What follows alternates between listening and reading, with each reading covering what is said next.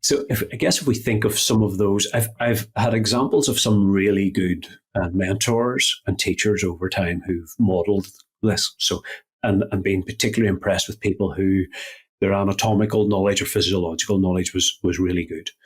I was fortunate enough, my PhD, as I mentioned, was in muscle and muscle physiology.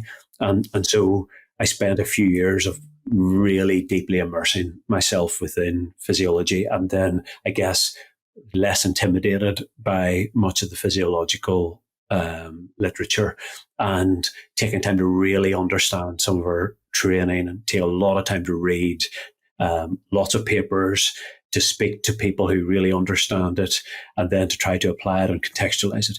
To understand the sports, take time and really speak, take a lot of time talking to coaches, ask them to explain their sport.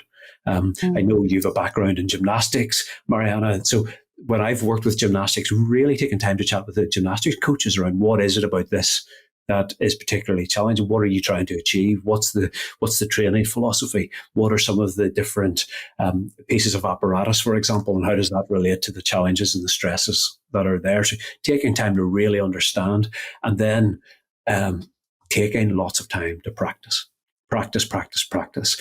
We wouldn't expect our athletes or anyone to become really skilled at anything without practicing a lot. So getting opportunities to practice. So I often make the distinction, and I talked with someone yesterday about this. There's a big distinction between information and knowledge. Yeah. So we can get lots of information, and that's where podcasts are amazing for getting great information, reading papers, listening to lectures, all of the things, great for getting information. The way we get knowledge, however, is by doing that, is taking the information and then putting it into practice. And we've got to really, the other way I view knowledge is know-how. Yeah. Information is there to give us the background, but then we've got to develop the know-how, and we do that through practice.